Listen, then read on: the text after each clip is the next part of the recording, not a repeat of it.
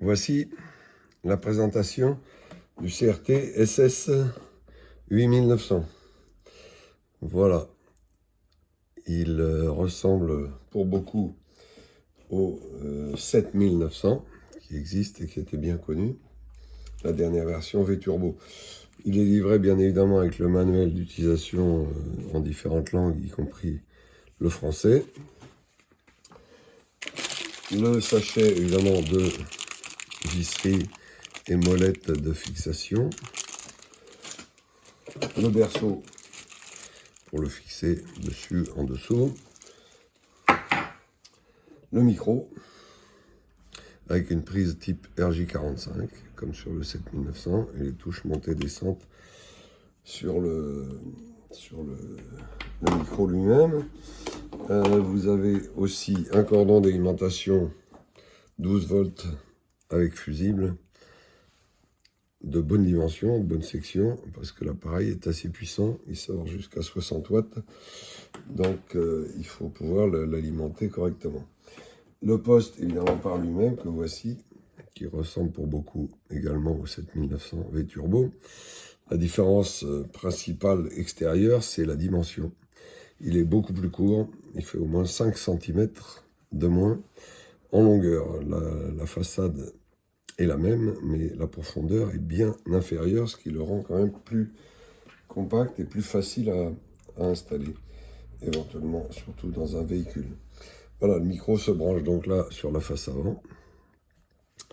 Et le cordon d'alimentation se branche sur la façade arrière, où vous avez les prises habituelles, alimentation, antenne PL, public adresse, haut-parleur extérieur, et la prise data pour la programmation et d'autres choses.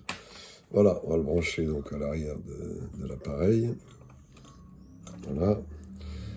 On va lui visser une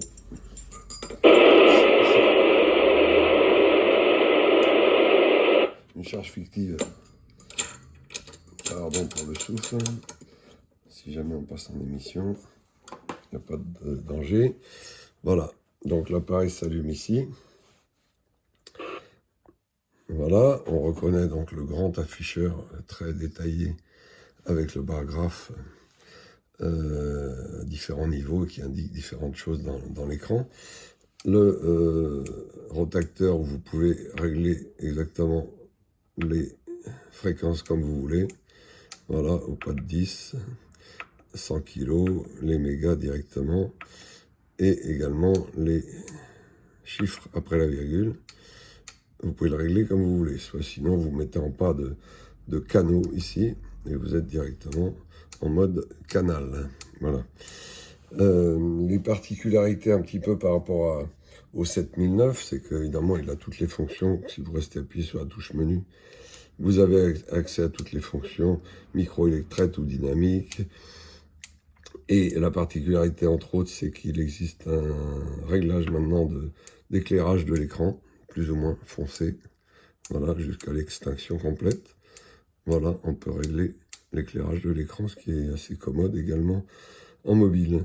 Donc voilà, les codes CTCSS, puisqu'ils disposent de codes CTCSS, le pas de 1 kg si vous voulez régler vraiment finement la fréquence, le TOT, etc. Enfin, il y a toutes les fonctions habituelles, réglage fin paramétrable, l'affichage canal fréquence, le squash automatique, les canaux d'urgence, il y a il y a le Vox également qui est réglable, il y a l'écho qui est réglable maintenant aussi de façon précise, le délai, le niveau, on peut régler tout ce que l'on veut.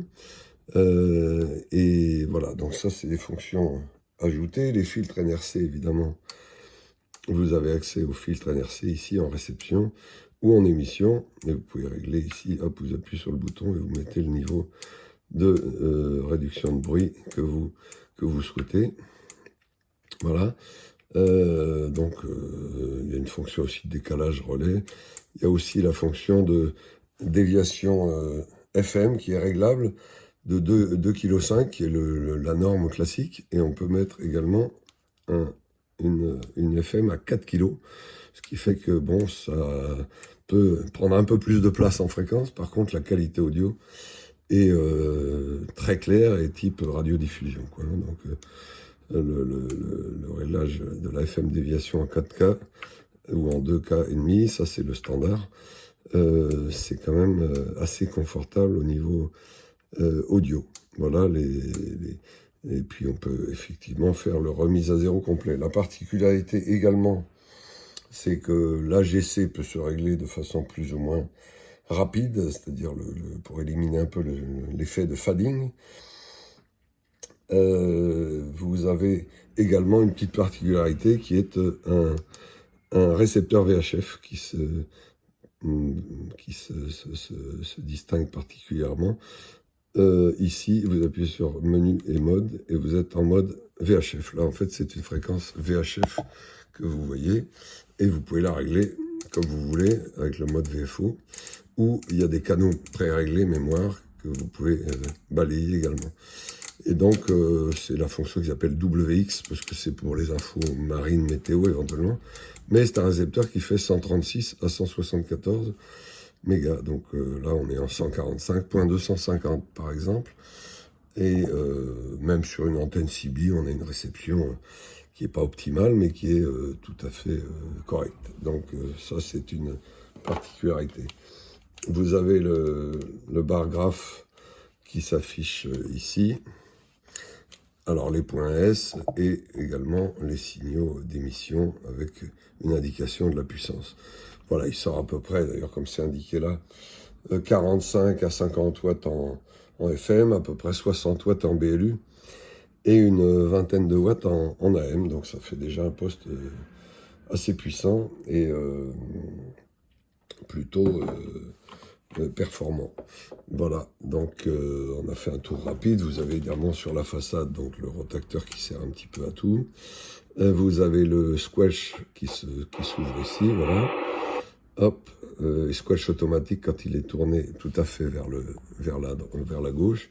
Squash ouvert ici et après vous réglez le niveau de squash que vous voulez. Le clarifieur se fait sur le bouton central. Et ici vous avez le RF gain, le bouton de RF gain pour la réception, qui est au milieu, ici, RF gain, et ici, vous avez la puissance d'émission, qui est réglable ici de 1 watt à peu près jusqu'à 40 watts, 45, 50 watts en FM.